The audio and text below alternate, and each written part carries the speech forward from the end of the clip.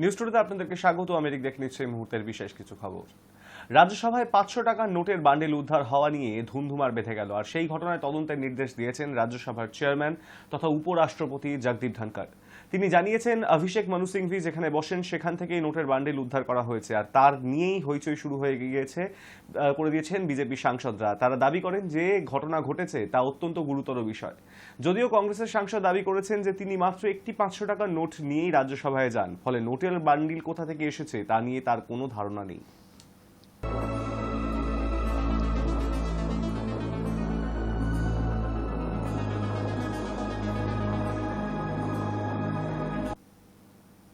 পূর্ব রেলের দক্ষিণেশ্বর এবং বরাহনগর স্টেশনের নিরাপত্তা সহ সামগ্রিক দেখাশোনার দায়িত্ব পেল শিয়ালদহ রেল পুলিশ জেলার অধীনস্থ দমদম জিআরপি থানা।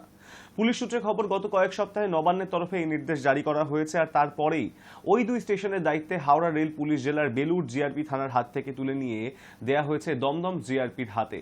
রেল পুলিশের এক কর্তা জানান, বছর কয়েক আগে প্রশাসনিক স্বার্থে এবং যাত্রীদের নিরাপত্তার কথা মাথায় রেখে দুটি স্টেশনকে বেলুরের হাত থেকে দমদমের হাতে তুলে দেওয়ার জন্য প্রস্তাব পাঠানো হয়েছিল।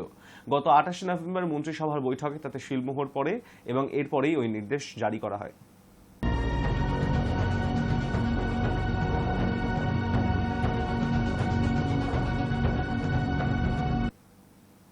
সিঁথি থানার কাছে বিস্ফোরণে মৃত্যু এক শ্রমিকের, আহত আরও এক ব্যক্তি। বাতিল গাড়ির গ্যাস ট্যাঙ্কার কাটার সময় বিস্ফোরণটি ঘটে বলেই জানা যায়। শুক্রবার সকালবেলায় এক বিকট শব্দে ঘটনাস্থলে ছুটে আসেন এলাকাবাসীরা।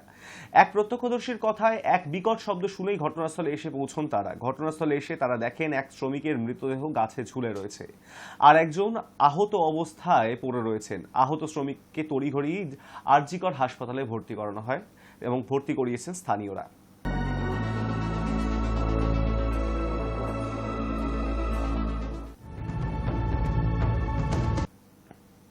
তৃণমূল নেতাদের টাকার দাবি মানা হয়নি বলেই আবাস তালিকা থেকে নাম বাদ পড়েছে, এমনই অভিযোগ উঠল পূর্ব বর্ধমানের ভাতারের বনপাস গ্রামের পঞ্চায়েতে। গতকাল নাম সভায় আবাস তালিকা ঘোষণার নাম না থাকায় ক্ষোভে ফেটে পড়েন বঞ্চিতরা। পঞ্চায়েত প্রধানের দাবি, পঞ্চায়েত থেকে নয় প্রশাসনের থেকেই সমীক্ষা করা হয়েছে, তাই নাম বাদ দেওয়ার ক্ষমতা পঞ্চায়েতের নেই।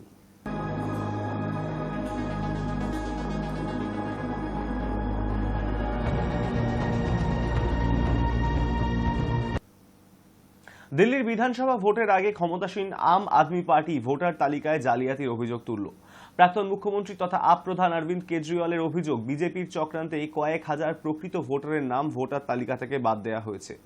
কেজরি শুক্রবার সাংবাদিক বৈঠকে বলেন, বিজেপি সাধারা এলাকায় ১১,০১৮ জন ভোটারের নাম মুছে ফেলার জন্য একটি আবেদন জমা দিয়েছে। আমরা সেই আবেদনের ৫০০টি নাম পরীক্ষা করেছি, তাদের ৭৫%ই এখন সেখানে বসবাস করছেন, কিন্তু তাদের নাম ভোটার তালিকা থেকে মুছে ফেলার প্রক্রিয়া শুরু হতে চলেছে।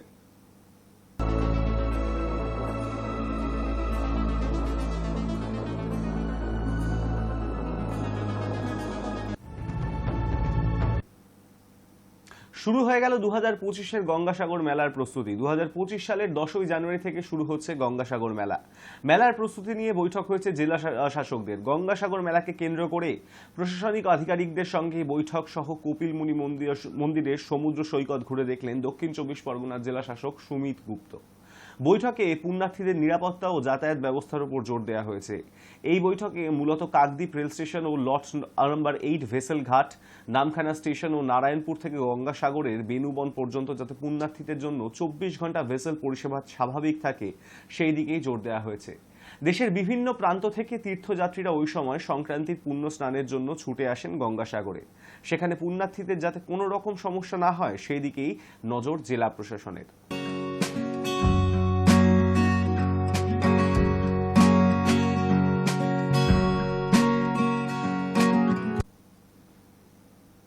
পুকুর ভরাট রুখতে তমলুক শহরে পোস্টার লাগাতে পথে নামল চেয়ারম্যান দীপেন্দ্র নারায়ণ রায়। দীর্ঘ কয়েক বছর ধরেই তাম্রলিপ্ত পৌরসভার তমলুক শহরের বিভিন্ন পুকুর ভরাট করার অভিযোগ আসছিল। দিনের পর দিন নোংরা ফেলে অপরিচ্ছন্ন অবস্থায় থাকার পর মাটি ফেলে তা ভরাট করে বিক্রি করে দেওয়া হতো বলেই অভিযোগ। রাজ্য সরকারের নির্দেশ, পূর্ব মেদিনীপুর জেলার জেলাশাসক পূর্ণেন্দু কুমার মাঝি পুকুর ভরাট রুখতে তৎপর। জেলাশাসকের নির্দেশ, তাম্রলিপ্ত পৌরসভার চেয়ারম্যান শুক্রবার সকালেও তাম্রলিপ্ত পৌরসভা এলাকার বিভিন্ন অপরিচ্ছন্ন পুকুরের পাশে পোস্টার লাগিয়ে দেন, যাতে লেখা পুকুর ভরাট বেআইনি, পুকুর ভরাট করা হলেও সেখানে কোনোরূপ নির্মাণ করলে পৌর কর্তৃপক্ষ সেই নির্মাণ ভেঙে ক্ষতিপূরণ আদায় করবে।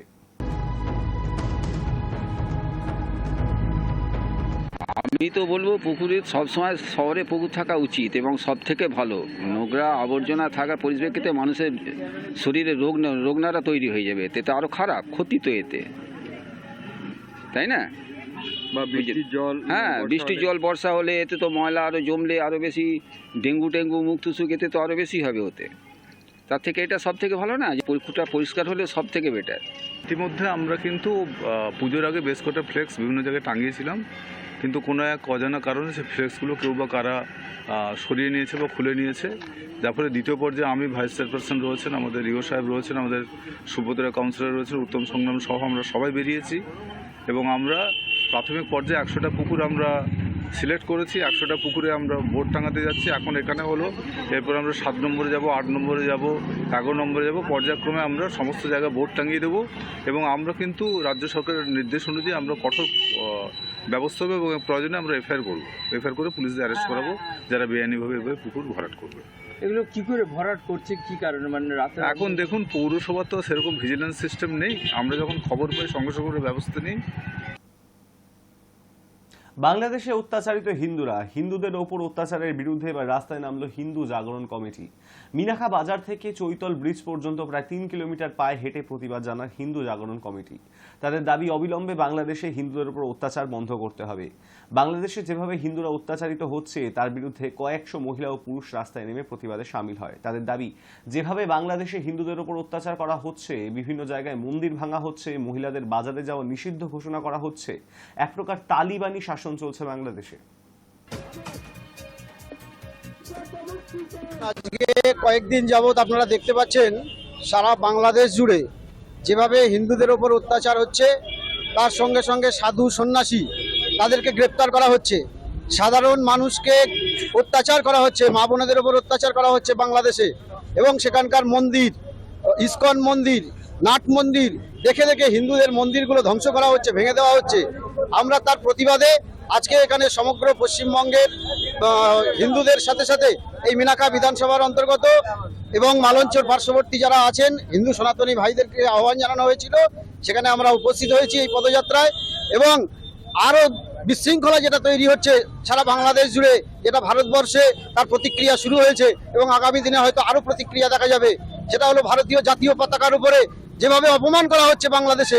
বিভিন্ন বাংলাদেশের বিশ্ববিদ্যালয়ে শিক্ষিত মানুষ যারা, তারা আজকে আমাদের ভারতীয় জনতা পার্টি, ভারতীয় যে পতাকা, জাতীয় পতাকা, তার উপরে পা দিয়ে পদদলিত করছে, তার প্রতিবাদেও আমরা আজকে সামিল।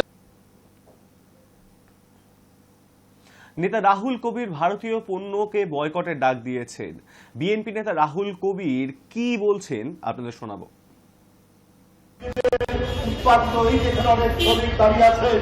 তাদের শ্রম দিয়ে উৎপাদন করে আমাদের ব্যবসায়ী, আমাদের যে সমস্ত কাপড়ের দোকান, আমাদের যে সমস্ত পণ্যের দোকান, টুথব্রাশ, সাবান, তারপরে নারিকেল তেল, সরিষার তেল, আমাদের দেশের বিল মালিকরা যেটা উৎপাদন করে আমরা সেটাই সেটাই আমরা কারো দিকে ফিরে।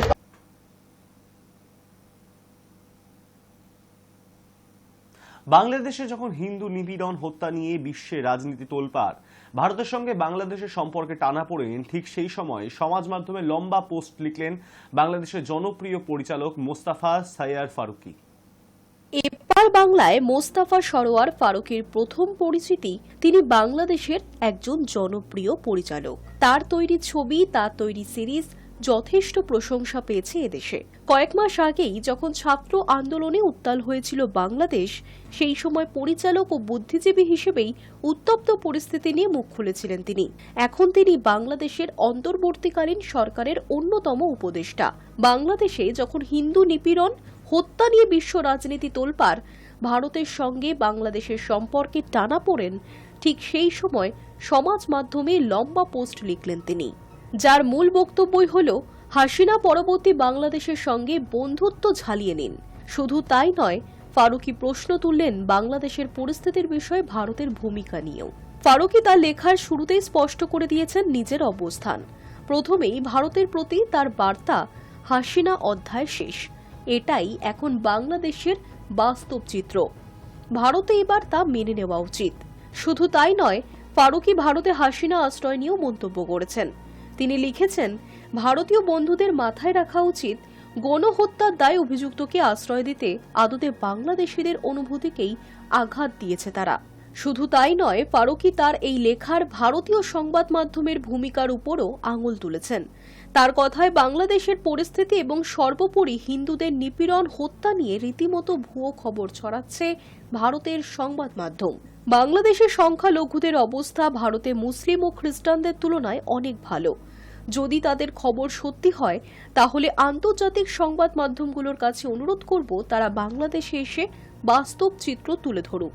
অবশ্য এর আগেও বিবিসি, আল জাজিরার মতো সংবাদ মাধ্যমগুলো ভারতের দ্বারা প্রকাশ সংবাদগুলোকে ফেক নিউজ হিসেবে চিহ্নিত করেছে। ফারুকী তার পোস্টের শেষে উল্লেখ করেছেন, ভারত কি করে আশা করে গণহত্যা, আর্থিক তছরূপ, হিংসা ছড়ানোর মতো অভিযোগ যে হাসিনার বিরুদ্ধে উঠেছে, সেই শেখ হাসিনাকে বাংলাদেশ এর পরেও ভালোবাসবে?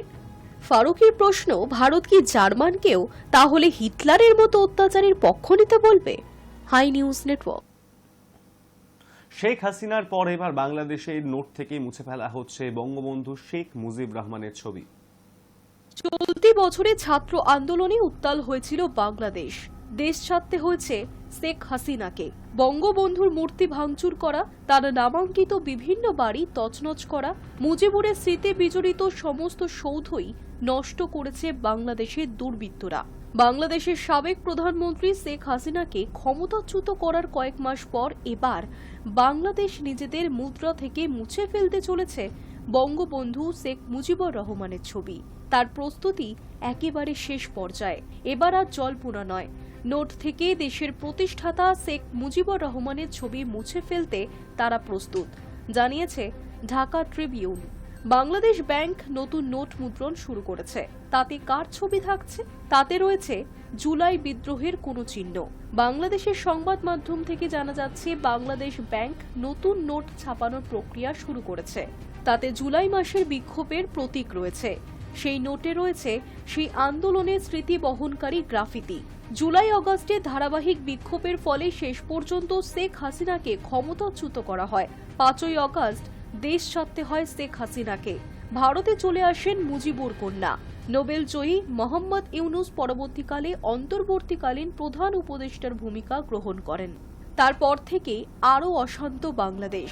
আওয়ামী লীগ সদস্যদের ওপর নিপীড়ন, গ্রেফতারি থেকে সংখ্যালঘু হিন্দুদের উপর বর্বরোচিত হামলা চলছে অবিরাম। এই পরিস্থিতিতে ইউনূসের বাংলাদেশ মুছে ফেলতে চায় হাসিনা শাসিত বাংলাদেশের সমস্ত চিহ্ন। বাংলাদেশের কেন্দ্রীয় ব্যাংক নিশ্চিত করেছে, অন্তর্বর্তী সরকারের নির্দেশনা অনুসারে 20, 100, 500 এবং 1000 টাকার নোটগুলি নতুন করে ডিজাইন করা হচ্ছে। উল্লেখযোগ্যভাবে এই নতুন ডিজাইনের আর শেখ মুজিবুর রহমানের ছবি থাকছে না। প্রাথমিকভাবে 4টি নোটের নকশা পরিবর্তন করা হচ্ছে, বাকিগুলি পর্যায়ক্রমে নতুন করে ডিজাইন করা হবে। Hi news network. চলতি মাসের শেষের দিকেই আসতে চলেছে দেবের নতুন ছবি খাদান, আর সেই ছবির প্রচারেই এখন বিভিন্ন জায়গায় ঘুরে বেড়াচ্ছেন দেব, সঙ্গে যিশু সেনগুপ্ত ও টিমের অন্যান্য সদস্যরা। সদ্য দুর্গাপুরে প্রচারে গিয়েছিলেন টিম খাদান। শুক্রবার বর্ধমানে তাদের প্রচারে যাওয়ার কথা। এর মধ্যেই সময় বের করে শুক্রবার সকালে তারাপীঠ মন্দিরে পুজো দিলেন দেব। সোশ্যাল মিডিয়ায় নিজেও এই ছবি শেয়ার করে নিয়েছেন অভিনেতা। মূল ধারার ছবির মধ্যে অন্যতম বড় রিলিজ হলো খাদান। অভিনেতা প্রযোজকের আশা, বছরের শেষে মুক্তি পাওয়া এই ছবি প্রেক্ষাগৃহে দারুণ ব্যবসা করবে।